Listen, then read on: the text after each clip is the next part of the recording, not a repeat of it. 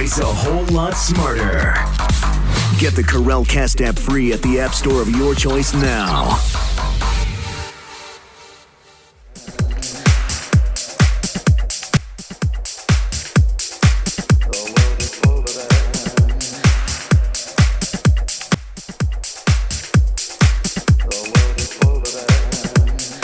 Hey there, hi there, ho there. It is the Karel Cast. I am Karel, and welcome to Wednesday, June 9th, right here in the city of Las Vegas. So very glad you are joining me. You know, I realized the other day that for you and for me, life isn't really that much fun these days. Okay, it really isn't. We're coming out of the pandemic. The future is a little bit unsure, uncertain. And the headlines that keep bombarding us are either an insult to our intelligence or they're just not good. I know today that the XL pipeline got canceled, which is great. The developer decided to pull out, just too much problem for them. That's great. We don't need it, and it's bad for the environment. But the other headlines, like we're buying 500 million Pfizer vaccines for COVID to give to other countries. We can't even give them away in this country. We are literally spending billions of dollars on vaccines that we can't give away to Americans. And yet there are other people in other countries that would almost die to get the vaccine. And just like everything else, gluttonous Americans, willful Americans, we don't even want the vaccine. And that's going to be a real problem. You know, there was an employer today that just told their employees, it was a hospital, if you're not vaccinated, you ain't coming to work. And now there's hoopla over that. There shouldn't be hoopla over that. So the news is designed these days to really, you know, I don't know, Biden's in the UK right now and he's saying the United States is back.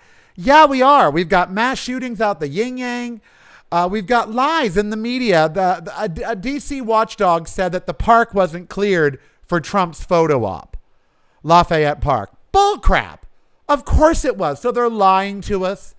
So I thought to myself yesterday, you know, I was listening to a song by Jason Mraz called The Remedy. Said the remedy is the experience. It's a dangerous new play on. So this song is called I Won't Worry My Life Away. I won't worry my life away. So I thought that's what you've been doing. And that's what you've been doing with the show. All you do with the show is you regurgitate the headlines or you get guests from the headlines, and the headlines aren't any good. So what is it that you love, Karel? What do you love, and what do your fans love about you? You guys love that I interview people that I love. You guys love that I cook food that I love. You guys like it when I'm funny and out in the world and traveling. And you know what? So we are going back to that. That's what we're going to do. I would rather stop the show than to continue on with all of this murder, death, kill. They all do it better. Stephanie Miller, Randy Rhoads, they all do it better. I want to get back to the topics that I love.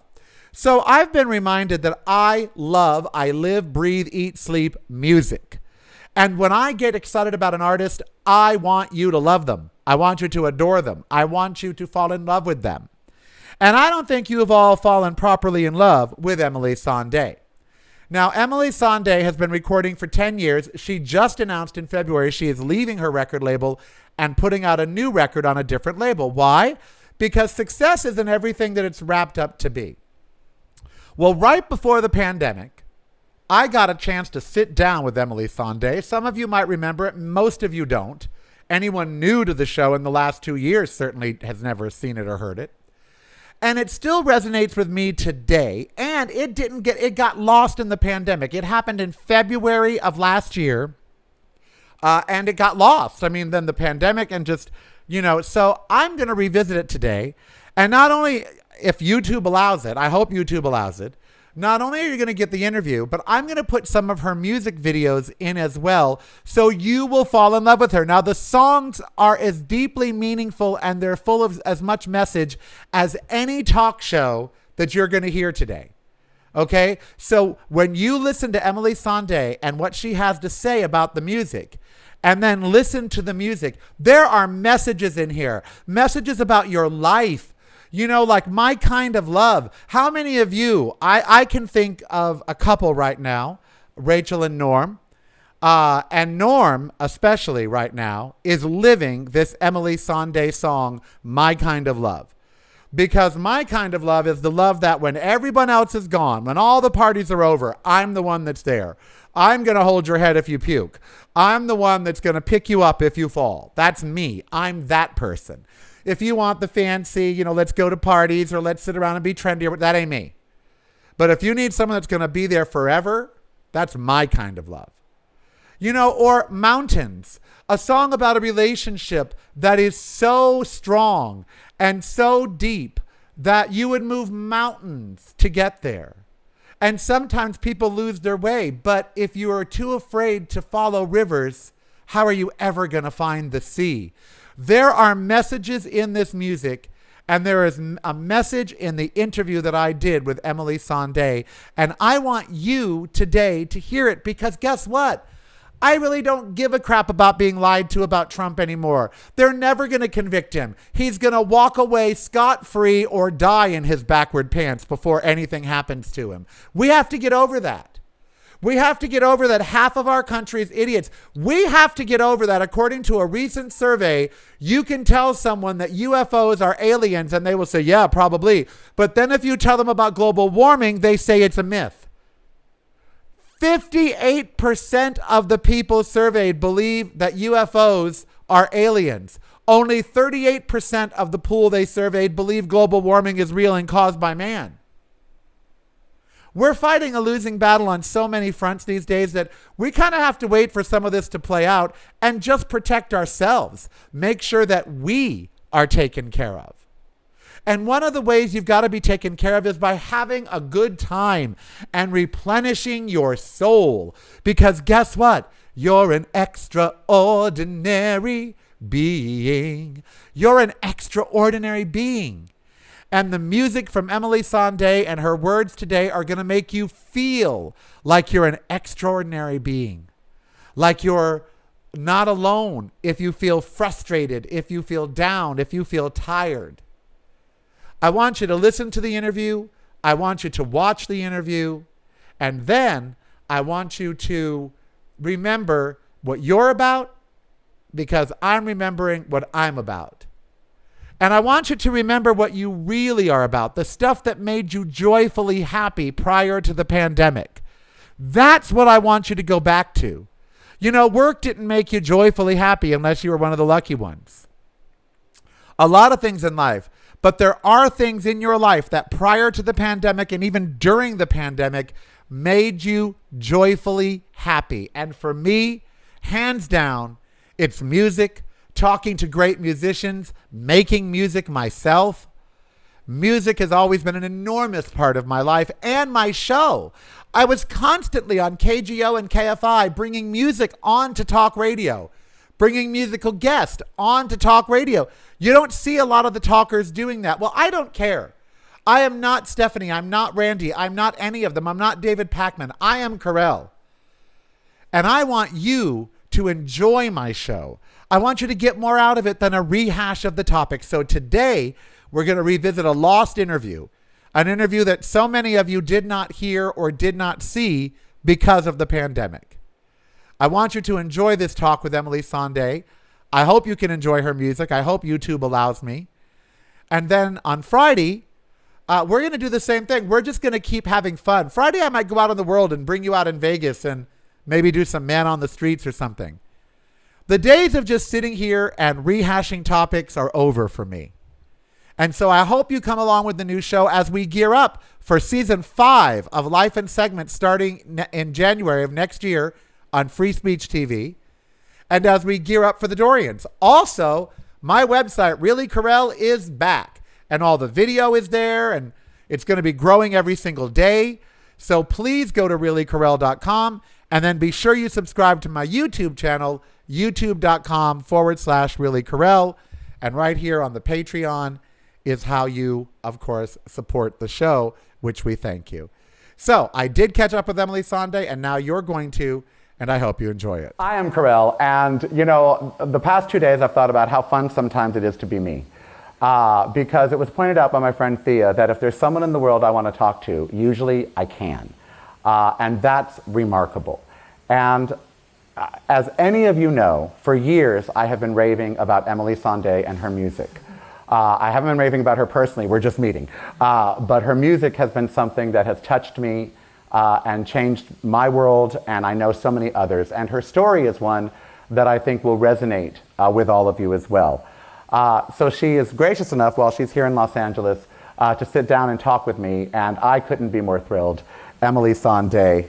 Hello. Oh my God, I can't, you know, I really, it's fun to be a fanboy sometimes.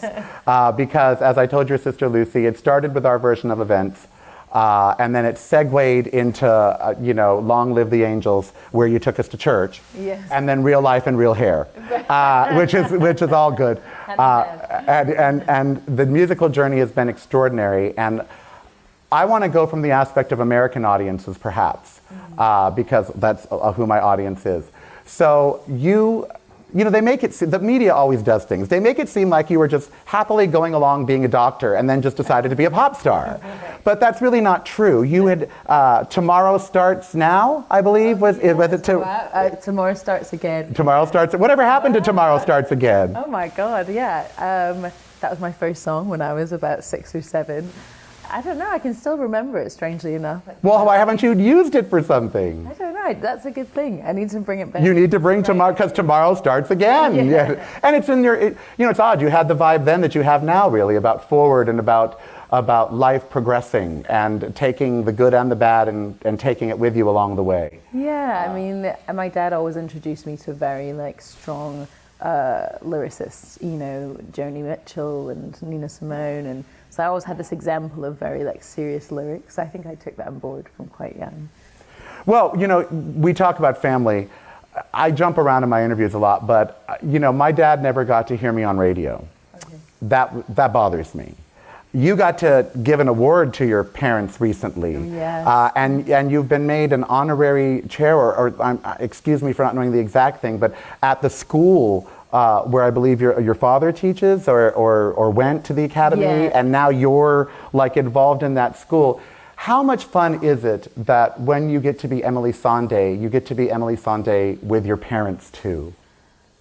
Oh yeah, I mean, it's amazing to be able to experience it all with your family is just, you know, is my reason for doing it, really.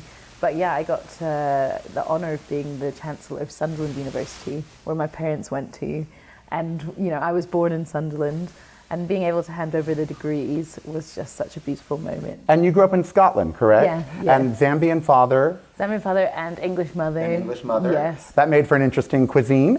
Yeah. Was our version of Events your first album, which is spectacular? The cover threw me. I didn't know if you were old or young when I first saw it. That's the truth. When I first saw the image, I thought, wait, is she an older artist, or is she? And then when I saw you at Nokia Center, I go, she's young and fabulous and in tennis shoes and bouncing around and having a good time. How much of our version of Events, when it comes to songs that deal with like mountain or river, how much of that was your parents' relationship? Because you were so young, you hadn't really been through those types of relationships. You have now, Right, yeah. but you hadn't then. I think, well, Mountains was definitely inspired by their relationship. But yeah, everything, you know, I think when you're around people's energies, you take in what they're going through and it gets processed as a song one way or another. So some of it was my friends' relationships and also things I was going through. But Mountains especially is a lot more of a mature connection, I think. My Kind of Love. I grew up with handicapped parents. I grew up in the AIDS generation. And that is me. It's like, if you want all of that, go somewhere else. But if you want someone that's going to be there when no one else will be, then call me. And so that song really resonated. And I heard that one of your inspirations was when you were studying, and you did study to be a neuroscientist, and almost was one, and then the album happened. So our version of Events, second album. The first was the Adele Sandé album. Your first name is Adele. Yes. And you were going to be Adele. Yes. And then Adele became Adele. Yeah, right, Yes. Put a wrench in your. It's like Karel. My name is Charles Raymond Boulay, but I was a writer. And when I released a record, they said, well, they're not going to take you seriously. So my late husband went to the dictionary and looked up Charles, and it's Karel in Czech. And he goes, you're Karel. And I go, oh, it's Czech for Chuck. So, okay. So suddenly I became someone else because I didn't want to be judged by what the other name was going to imply. Yeah. But that first album, that was someone that you had met, and you believed in him, he believed in you. Is Clown about sort of leaving that behind and moving into the major label structure? Because boy, that smacked of major. I've seen those people. No, sign here, it'll be great. Yeah. I mean, that was definitely part of it. It was my first experience with, having to showcase for people and learning the whole infrastructure. But I guess on a deeper level, it's just when you're looking out there and for some reason you're always, the loser, or the whole system has been designed for that to be your place. And I think that's what the song's really about. And that, I'll have time for please and all these like pleasantries you want me to upkeep once I realize how I can get to the back of the line. As an openly gay entertainer in America before it was fashionable or accepted, I related to that as well, because there was many times I've actually felt like, oh, you're just hiring me because I'm what you think a gay person is. Right. So I have to what if I don't want to be Bette Midler that day? What if I'm more somber that day? Yeah. But that's not what they expect. They expect flamboyance. Right. And I'll be your clown, Right. Here it is. Okay, yeah. That launched I can't imagine it. Those words are powerful. Words are very powerful. And when we say the word unimaginable, we just sort of toss it about. But the truth is, you went from studies and all of this to a major celebrity. That album took off. Yeah. And platinum and the top of the charts and the whole thing. When did you get the whiplash from that? Maybe like a year and a half later, or like 2 years later, when you have to kind of work for the album because it has been so successful, which is wonderful. But as an artist, and I love creating music more than anything. So not having the opportunity to go back, recap, be in the studio, and have new expressions. That's when I began to feel. Because you had people all of a sudden. There were people to pay. People. And all of that. It was like people. Anita Baker once told me, I write every check. I get writer's cramp. Well, you've got people, child. Yeah. So then you do our version of events. It's huge. On a personal note, what are the expectations like going into a second album after that kind of first? Oh God. And did you notice? Of course you noticed them. How did you keep them at bay so you could create Long Live the Angels, which is breathing underwater? I want to be in the choir. You took us to church. Thank you. What happened between our version of events and I'm sorry, blanking, but Long Live the Angels, to make you want to go to church? What took you to church? What took you to church? I guess it was, life gets real. And talk about real life. Yeah. And when you have a tremendous success and everyone's happy and everyone's your best friend, and then to slowly see that change when it's not, it's just kind of like, this is how it is. This is the truth. I'm glad to see it, even though it's it's a sad truth, but it's a freedom to know the truth in that sense. So my point being, you just get to see everything for its realness, and I think that's what made me want to delve deeper lyrically and with my art, in that let's actually get to the real truth so I can stand on something solid. And yet you always remain youthful in many of the tracks. It's funny, one minute you sound timeless and like Aretha and the song's gonna last forever. And then the next minute, it's a really contemporary, very garden, where it's a really, Naughty Boy, we all have our muses. Yeah. And you and Naughty Boy seem to be each other's muses. You work well together. Yeah. You met early on in your career. Yeah. And you've been able to keep that association. Yeah, I mean, sadly, we both got... famous. And not sadly, but, schedules then. No, but recently, he's in LA at the moment. I had no idea he was going to be here. So, yesterday we reconnected. And yeah, I think we do inspire each other and we know how to handle each other. Real life feels just that. And it brings a maturity that I think you had to live through. You had a personal relationship, and I don't really get into those or care about them. We all have our dramas. But how hard was it to try to be Emeli Sandé, pop star, Emeli Sandé, wife, Emeli Sandé, daughter? Yeah. How was juggling those jobs? It was quite hard. Yeah, it was hard. And I think it's a big lesson to learn that you can't compartmentalize your life. At one point it's all gonna come and just be like a tornado. So yeah, that's something I've learned. Like, you can't separate things and people, and you just can't do that. And then also that unless I'm giving 100%, I'm never going to be happy. And Right. if you divide yourself so many times, you can only physically give 20% of yourself because you've cut. Because you your don't have any life. left. How do you recharge? I go cook, like your friend Luca was making the cheesecake. I go, and I would love to taste it, but I'm a vegan. Shout out to Luca and his cheesecake, child. They look good, honey. But how do you recharge? Do you cook? What do you do? I do just genuinely love like sitting and just playing the piano with no intention of recording it or it being anything other than just pure meditation. Singing when you're not doing it as a job is a lovely experience. So I'm trying to do that more, just sing more openly and generally. Do you find, hairdressers have the worst hair.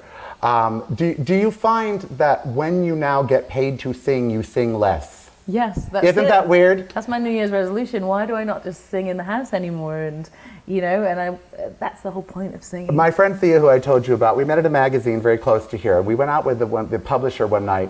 And he said, you two should go sing karaoke. And we look and go, we get paid to sing. And he goes, and he looked at me and he said, a singer sings. Right. That was like such a powerful message to hear at that point. Yes. It's like, if you have a voice and you use it, a singer sings. No matter where you are, if you have a chance to sing, go sing. With Real Life, you decided to become a little more real with your fans in terms of your hair. That was, and there's a great movie, Academy Award nominated short that I'm going to send you the link for called Hair Love. I thought of you when I watched it.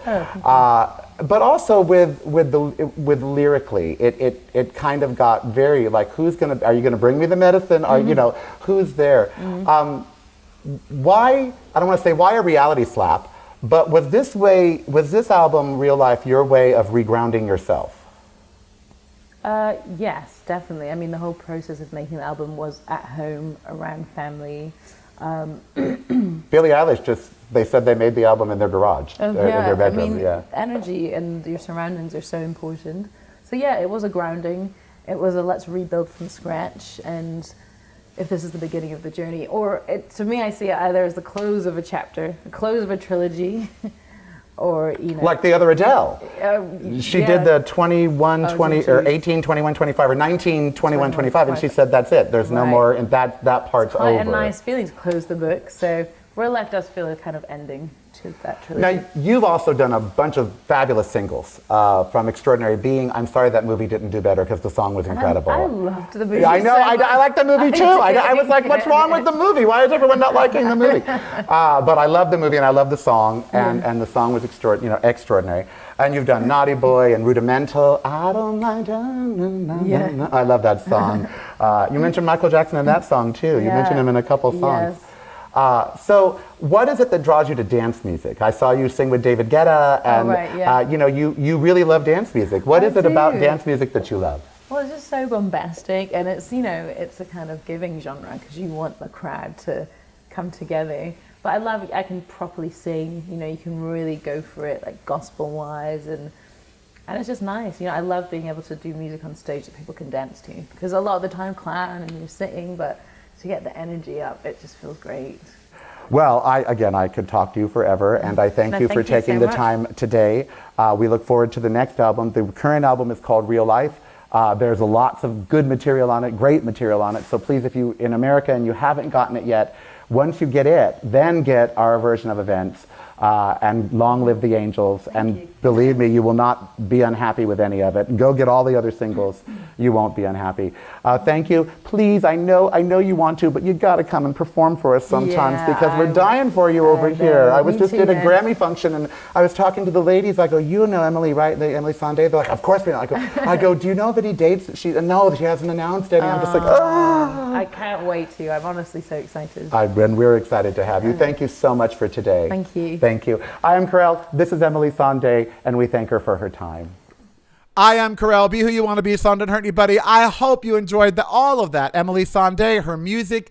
Listen to her music. Listen to the lyrics. It will speak to your soul.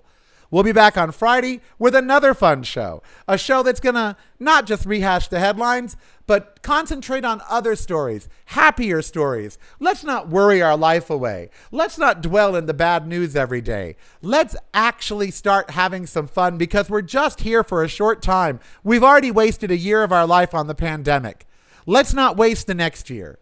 Let's get back to having fun with each other. Distance, masked, vaccinated, however you got to do it. And let's remind ourselves the things we love. I love you. Send your email to contact@reallykarel.com. If you like this show, comment down below. I hope you listened all the way through. I hope it was your cup of tea. I hope it was a nice break from, the hashing out of topics, because in that music and in that song and in those songs, there was a message to you from me and Emeli Sandé, and I hope you got it. All right, we'll be back on Friday with another fun show. No more depressions and rantings and ravings. And if we rant and rave, we'll be doing it while cooking or while enjoying something, because guess what? Life is just too short to worry it away. Isn't that something? Isn't that the truth? Life is just too short to worry it away, or to let them worry you, child.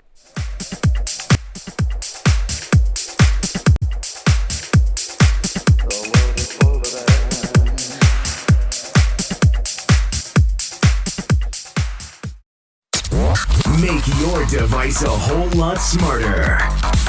Get the Karel Cast app free at the App Store of your choice now.